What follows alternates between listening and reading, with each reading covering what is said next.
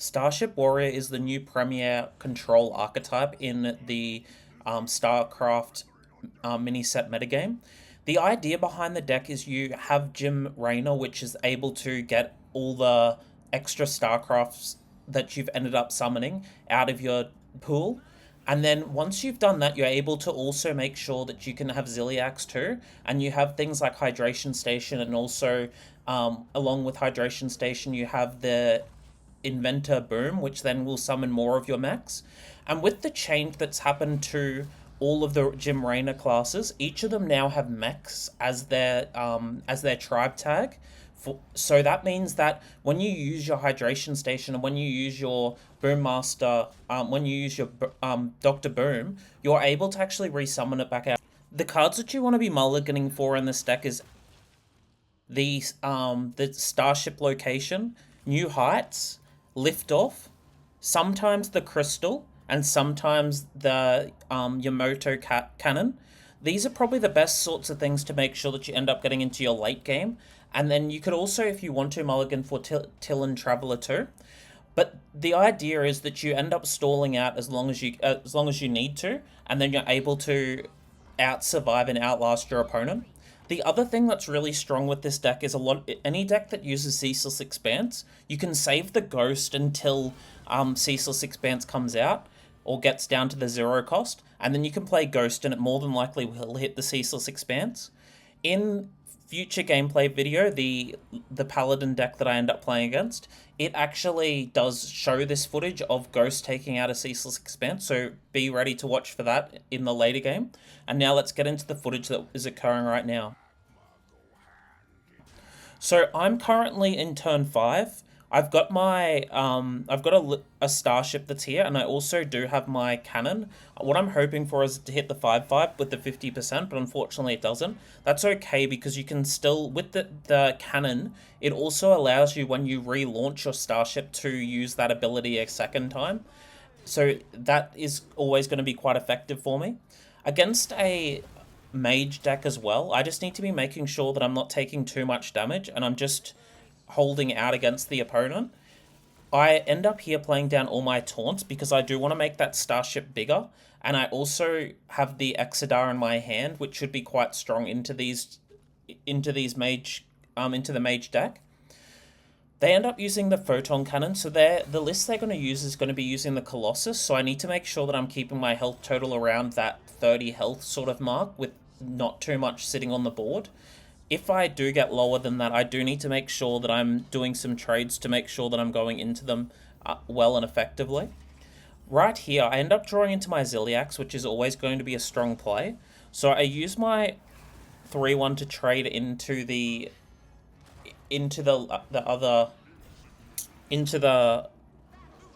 one drop, and then I'm also just using my Ziliax to trade into the other card too. This allows me to get some health and sit on the board. I also didn't want them to be able to get too many spells out because I still was worried about them having the Chalice or using a bunch of spells, and then that would allow their card to be able to do more damage to me. My starship also is getting quite large, so it's a 16/12, and it also has the buff on it from the taunt minion, so I'm able to get the extra health. I used the ghost here because I was hoping to hit something more important than that, and I can just use the lift off here, or I could use my Exodar. In that turn, it probably was better just using the Exodar, so I could get all my taunt minions and things like that back, and all my armor gain back, and then all my starship bits back, so then I could, with my Raynor, I could go larger.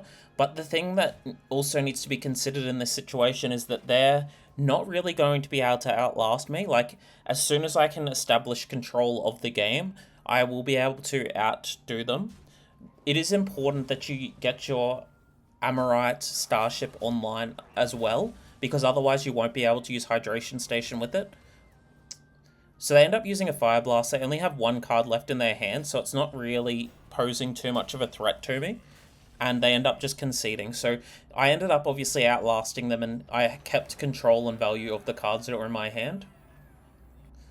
Going into the next game, I'm playing against a Shaman. So Shaman, with Turbolus and with the backstage bounces and things like that, it's important that you're making sure that you're keeping an idea of what you're playing against.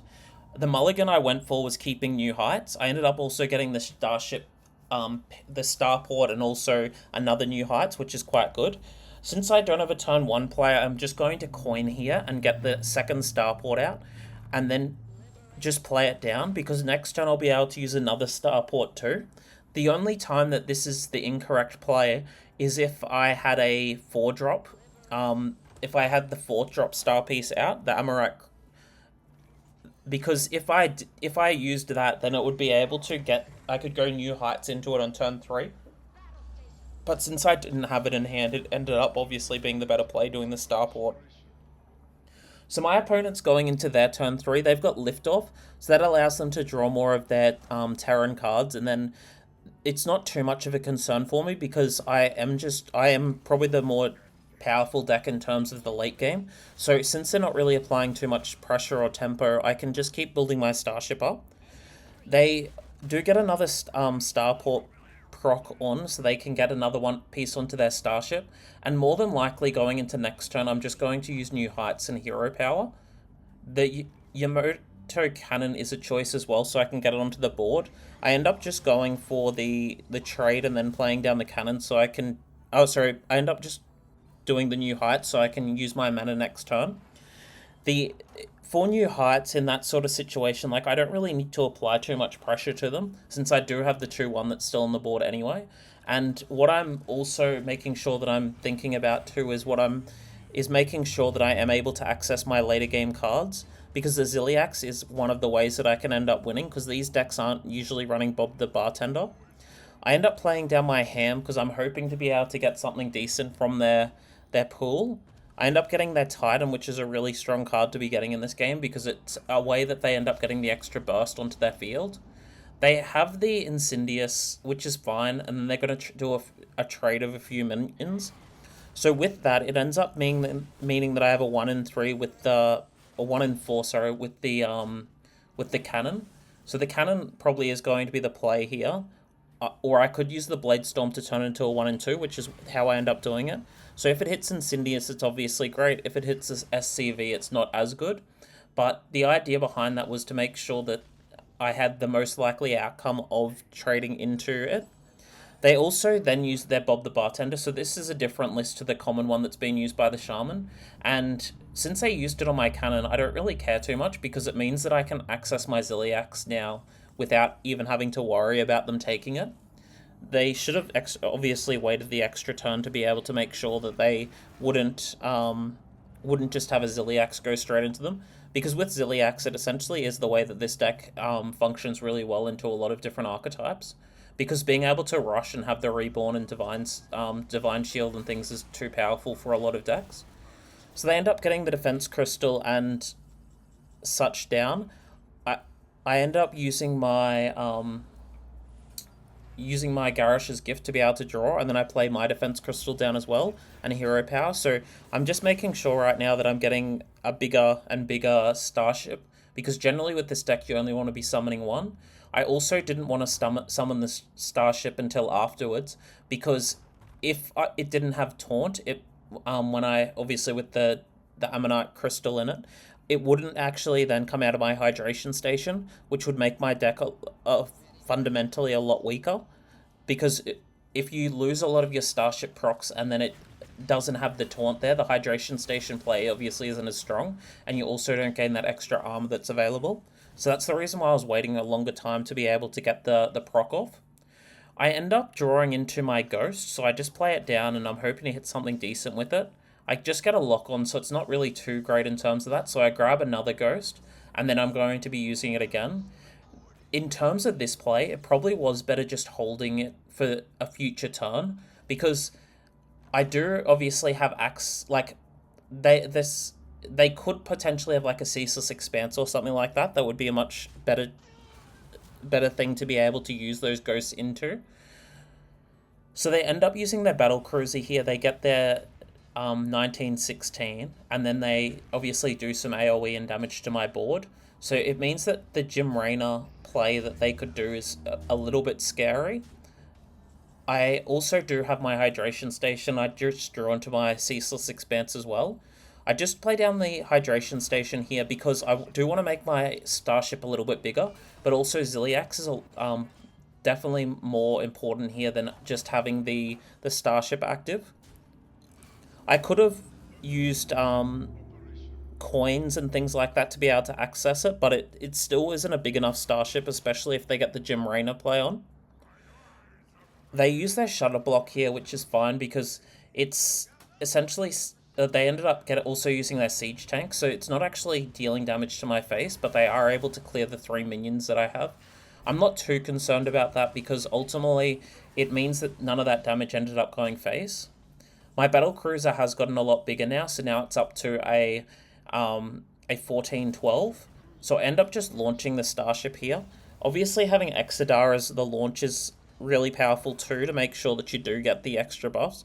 And then I end up just trading into the 2 minions that are here, and I just hero power because I don't want to be using my hydration station extremely right now, because if I use it, it means that they can just essentially roll over me in future turns if they do get the Jim Raynor out.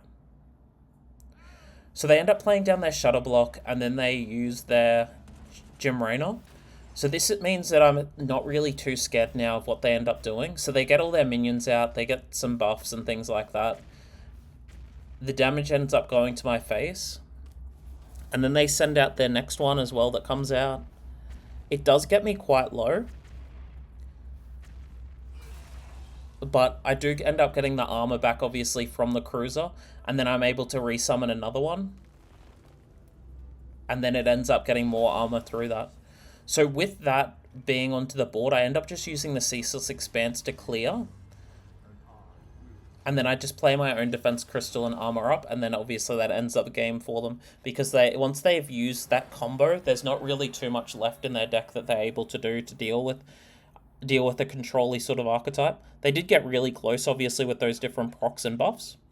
Okay, going into a Death Knight, it's important once again that you do a similar sort of mulligan style. You want to make sure that you're mulliganing for your New Heights. You want to make sure you're mulliganing for your I also did keep Garish's Gift in this one as well, just to make sure that I have a brawl if needed to be able to deal with a wide board. Sanitize is also an important card to mulligan for in this one because it's able to clear their board, especially going into the Carrigan turn.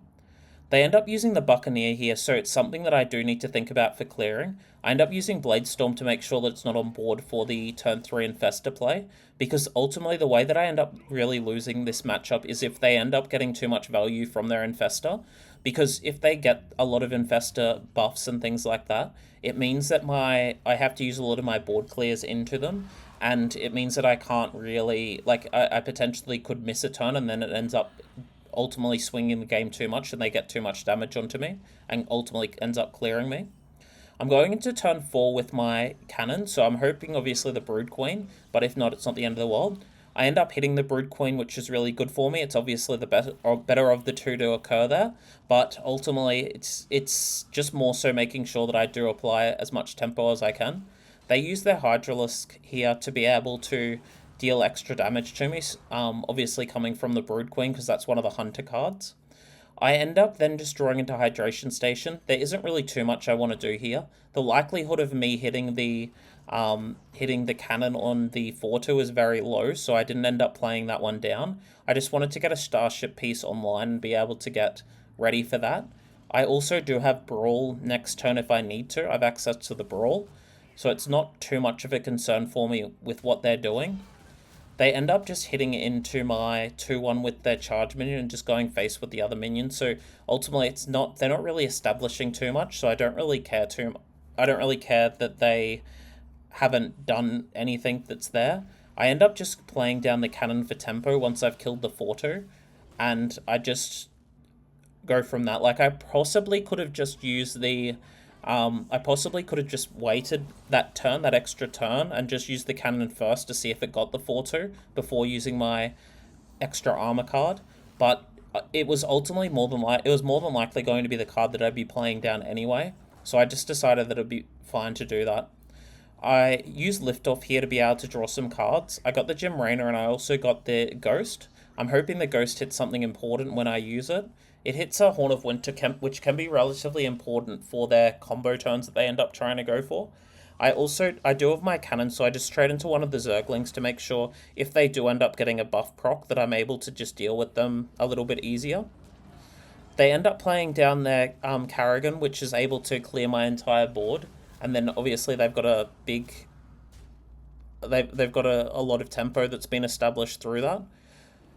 So it's more than likely I'm going to have to start up my Starship this turn, or I can go for the Brawl play. I end up just considering my options, and I do just end up launching the Starship. It possibly was better in that turn just using the Brawl, but I do end up taking a bit of control with the board using this hero. Something that I didn't think about when I used it was that I didn't have the Amorite Crystal in my hand, in my pool, so it meant that obviously that I'm not going to be able to get this with Hydration Station. It still can be accessed with Dr. Boom, but without Hydration Station, it obviously is a bit weaker doing it that way. I end up just trading into those two minions and just chilling from there. They lose their Rustica, which is obviously a big loss for them. They play down there and what is an Infestor buff, but they still haven't got any Infestors onto the board yet, so I am sitting in a relatively decent position, especially since they don't have the spawning pool as well to be able to deal a decent amount of damage to me, or to be able to deal with my minions. And with the 12-5 on the board with Wind Fury, it is probably going to be too much for them. They end up using the Lava so they can trade into it. But them getting out my Boom Boss ultimately is the way that they end up losing, because they're not able to deal with it, and then I can still deal the damage that's with the other minions. Okay, so going into this matchup, so this is against a Hunter. The Hunter that's being played quite often is a Zerg Hunter. It's important in this situation that I am keeping my Sanitize and my Liftoff, because Sanitize is useful just in case if it's an aggro Hunter that I can clear their board pretty easily on that turn 4, turn 5, turn 5, turn 6 play. I also do have my 1-drop, which is able to deal the 2 damage to anything that if I need to. Liftoff obviously is quite strong as well to make sure that I'm able to get my star pieces starting to come online. Since I have the Amorite Crystal, it could also be a potential play to use the Coin New Heights, but I end up just opting to get the Sanitize.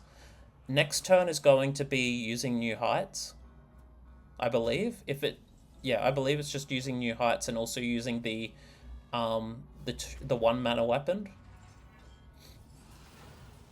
And then I just pass. So with this deck that I'm playing against, it is important that I'm thinking about how many minions they have on the board, but I'm also making sure that I'm getting as much value out of my cards as I can too. So they end up just trading their Zergs in here, and then I'm just going to be playing down my Crystal and passing, because I don't need to use a shield block or anything like that. It's going to be much more important to be using a Brawl. They end up using their Renegeist Scout and then also getting their Grifter, so they're obviously hoping to be able to get a thing like take control of an enemy minion or deal 6 damage. They end up just getting the draw 3, discard 2 cards. That card can be relatively strong if you're playing an aggressive archetype, but in a control archetype that I'm using for Warrior, I definitely don't want to be using that. I end up getting into my shafts, so I'm able to take out the 1-2. It means that they won't be able to get any extra value using their Discover cards. What ends up occurring in this game is that they do end up actually trying to go for infinite, but the problem is once you use Karrigan, you get rid of the tracking hero power, which you'll see later on in the game.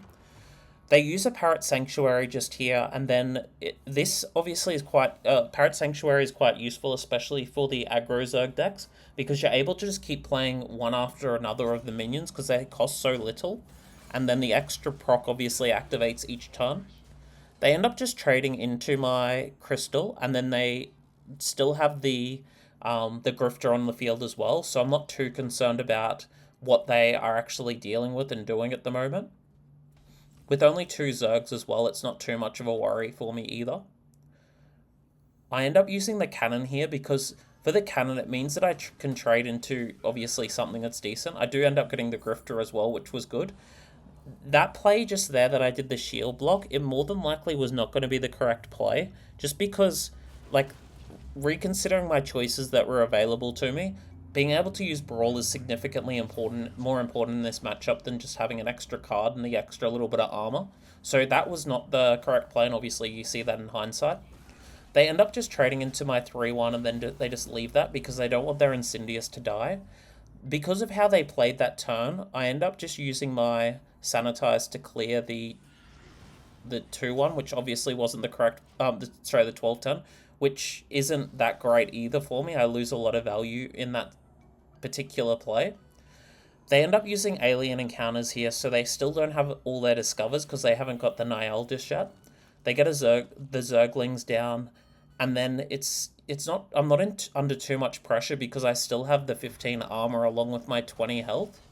They end up using the 4-2, which does deal a little bit of extra damage, but because they've only got the 2 Zerglings, they're only dealing 6 extra damage through that. I end up getting a Hydration Station, which is going to be quite strong for future turns. I'm just deciding here what I want to end up doing. I do end up using the Ghost. Once again, in hindsight, this play could have been better if I had just held it until they got access to Ceaseless Expanse. Because with Ceaseless Expanse, like, these Hunter decks, I sometimes do still try to go infinite. And if they are, that means that Ceaseless Expanse is obviously the card that gets used by them. They end up just activating their Titan Forge traps, so I'm not too concerned about whatever things it is. If I am activating or launching my Starship, I just don't want to use attack with it, because if they have a freezing trap, it obviously is extremely bad for me. I also need to play around Ice Trap, but I don't want to use the draw 3 cards, discard 1, just in case it ends up being a card that I end up losing. So I use Garish's Gift here, because if I had drawn 3 and discarded 2 important cards for this match, I obviously could very easily lose. I then use my Forged Sanitize and just clear the board. In that turn that was there, though, I probably should have just used Exodar, and then launched the Starship, and then gotten the extra minions onto the board.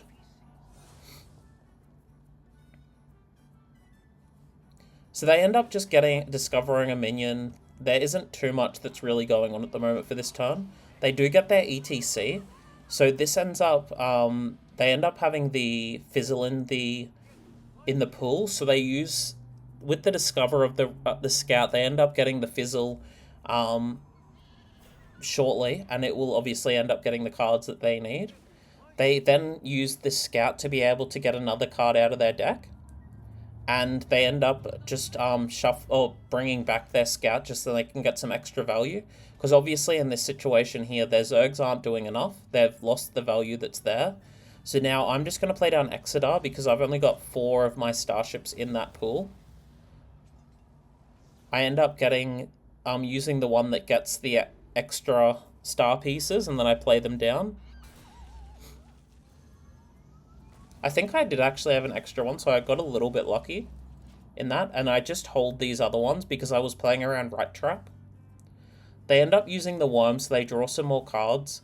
They do end up also getting access to their Karrigan in that turn as well. They play down their ETC, so it means that they will obviously get the buffs that they need, and they use the Ceaseless Expanse. I do get a lot of armor through that because of the 2 crystals that I had in there. I still also don't have access to my Ziliax or Bombos at the moment, so that's a little bit scary for this match. But with the Ceaseless Expanse on the board, I do need to also consider and think about what I'm going to be doing against it. The Brawl more than likely is going to be the best sort of play that I'd be playing into this. Because there's a 1 in 4 chance that it is a bad pick, but it's also then a 3 in 4 chance that it ends up being a good effect for me. If not, I could always just use the Blade Storm to take out the last of the Ceaseless Expanse. I end up using my starport here, and I just play down the last crystal. It ends up showing to me that it's not a rat trap that's there, and then I just pass because I'm now playing around hidden meaning. I still haven't attacked into them, so it still possibly could be a bait and switch, but I don't really want to attack into them just yet because it does mean that I lose a little bit of tempo through that. They end up using their Carrigan, which is fine. It does get them a lot more value, obviously getting the Brood Queens that are there. And since they just play down the Parrot Sanctuary, my Blade Flurry ends up being able to take all of them. Oh, sorry, Bladestorm ends up being able to take all of them. I then play down my Ham just to make sure that there's no other minions in their deck.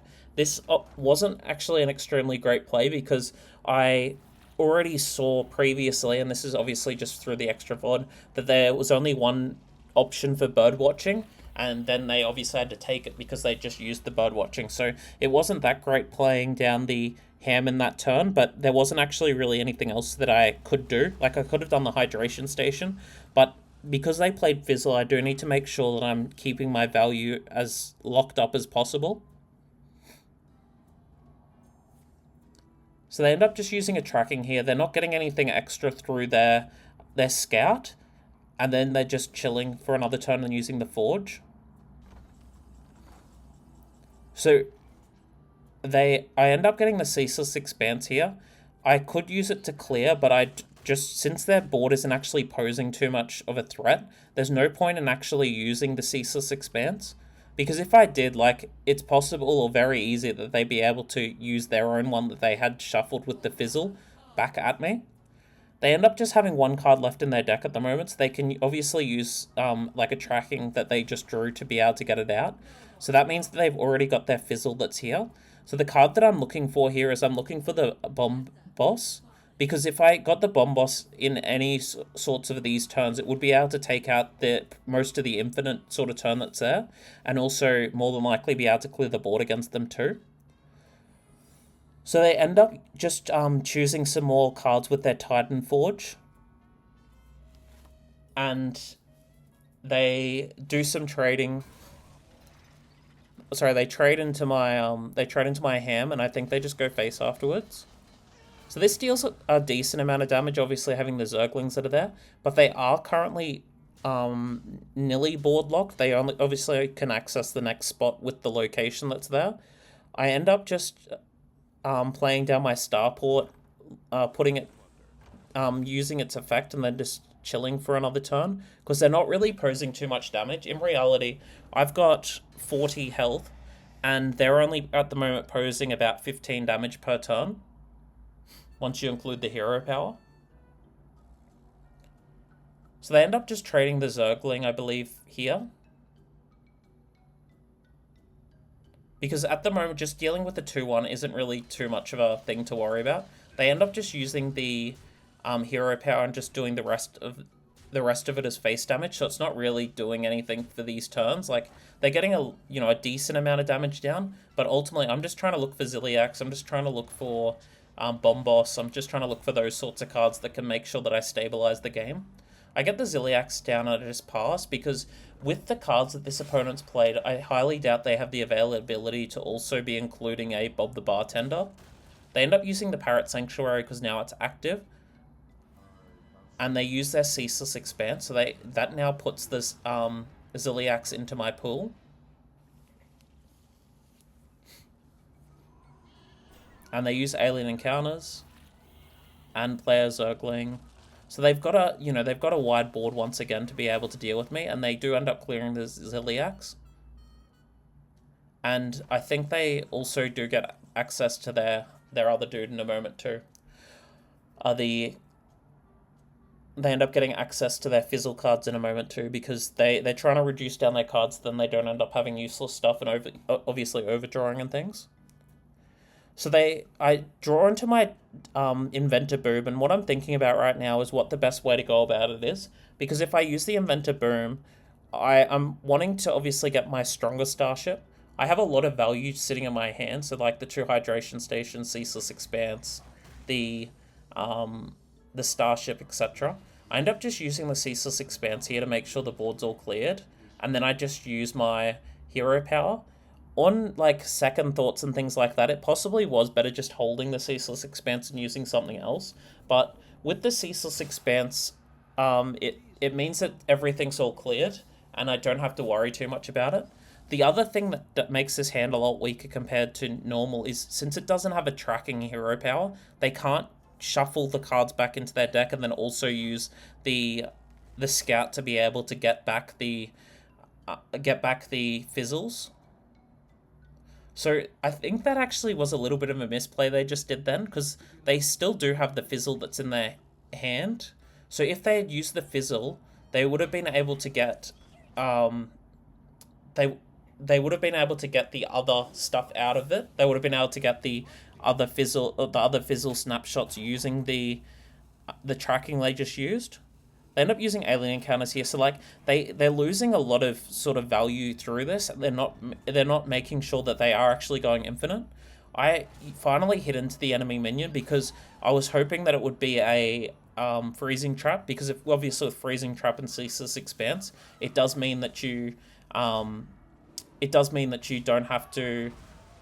You can get the Ceaseless Expanse back, and you don't have to obviously pay for the cost because it ends up being free again because you've already played 102 cards at that point in time.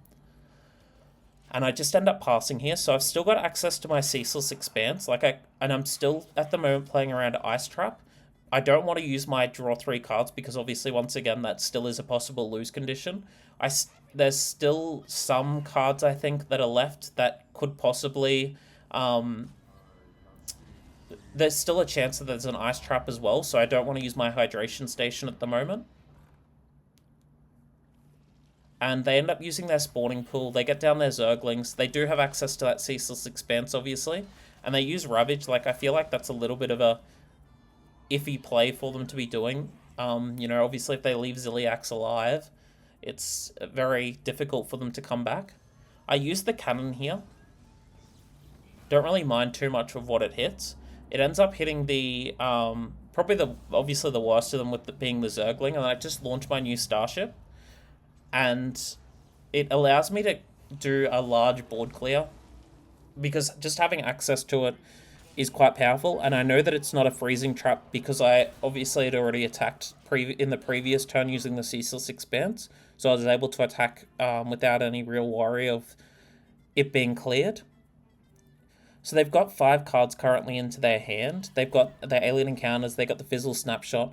Each time they're doing this, they're also getting an extra draw 3, discard 2 cards into their hand. So they can't actually use that in this situation because with that the pool's getting worse and worse for them each time they're using the fizzle cards, and if they use it, they obviously end up making themselves lose because they're going to be overdrawing using those cards, and they'll go further and further into fatigue. So they end up playing down the spawning pool, and once the spawning pool's active, they get a Zergling, and then they're also going to do the Ravage, so it deals some more damage to me. But I'm not too worried by that because I do still have the 56 health. Since I've now drawn into my Traveler, I don't really mind going for the Hydration Station here. They more than likely still do have the Ice Trap, which I end up noticing just there, but because I have a Taunt, I have a little bit of a way to deal with some of their damage that's going to be coming towards me, and that obviously as well then also shows the hidden manager that's there.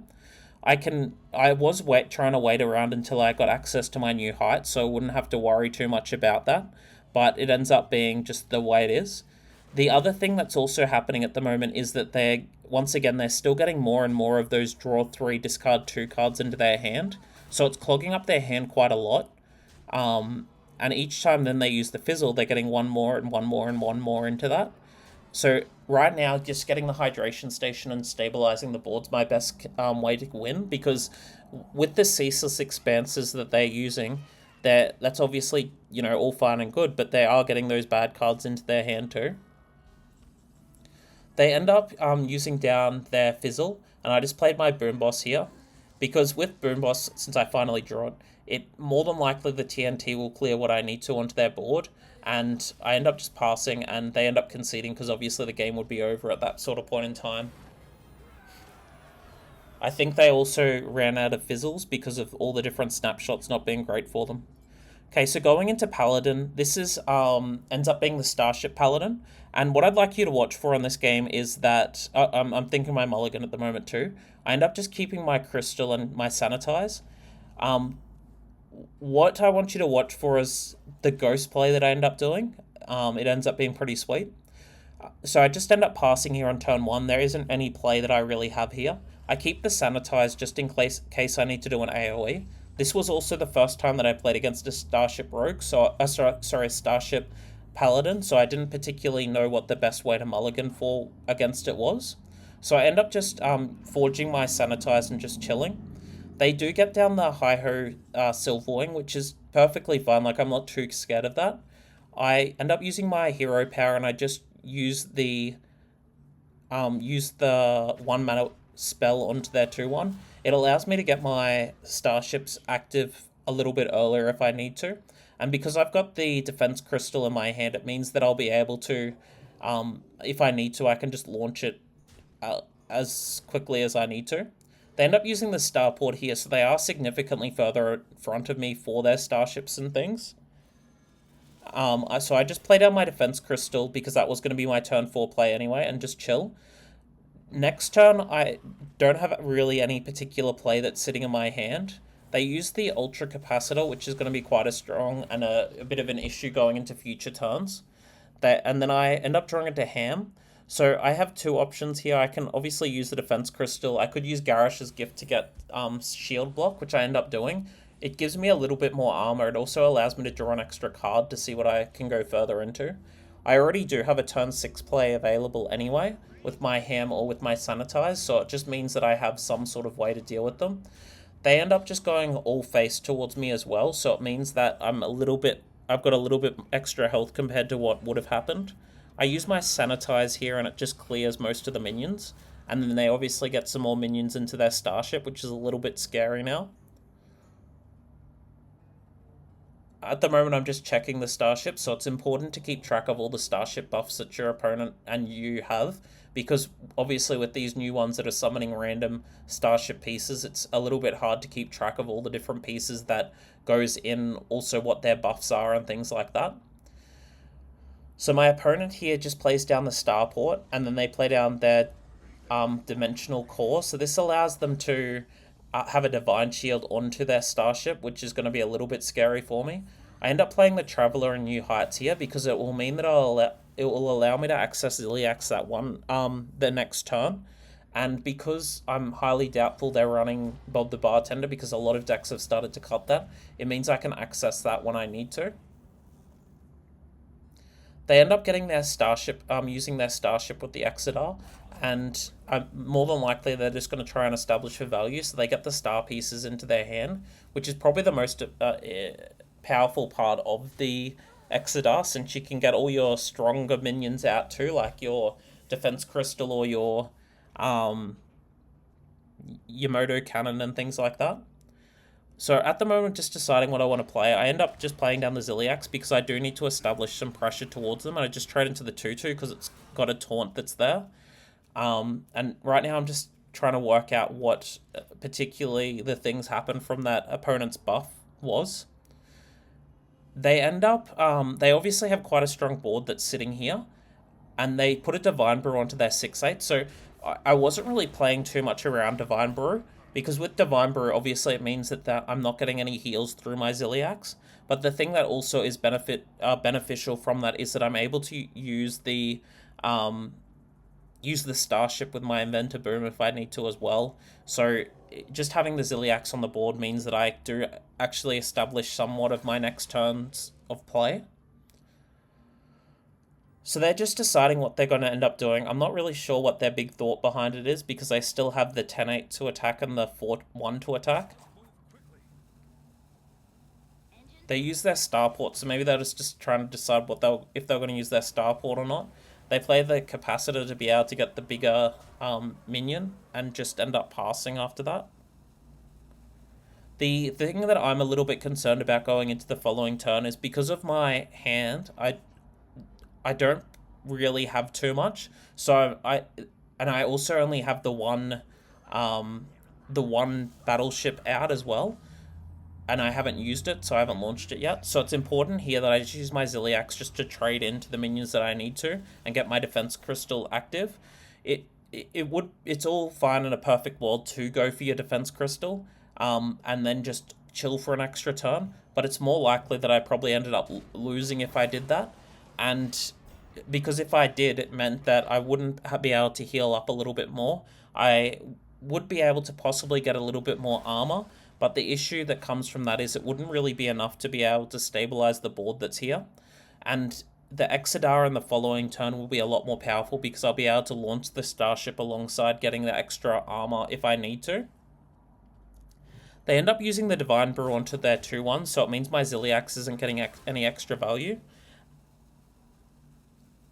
And I'm just at the moment looking at my Starship to make sure and check what I've got. They end up putting their next Divine Brew onto their 7/7 to be able to take out my boom, and then they play down their defense crystal. So at the moment, I'm sitting in a relatively decent position because, like, although they've got a wide board, I can use Exodar now to be able to get back my minions.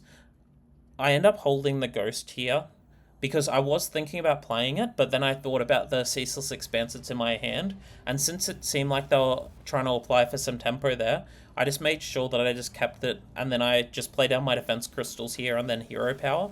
I could have in that turn also used my my Zola to be able to get back my Exeter, but I just need to be able to get more defense onto the field to make sure that they're not able to just take out my board really easily. They end up just trading into my minions. I didn't think of the Hellbat that they have. I hadn't actually played against that at all today, so I didn't know the buff gave 2 extra damage and rust. They end up using their liftoff, and then they push some more damage face. But the thing that's a bit of a problem for them is that I did gain a lot of armor that turn.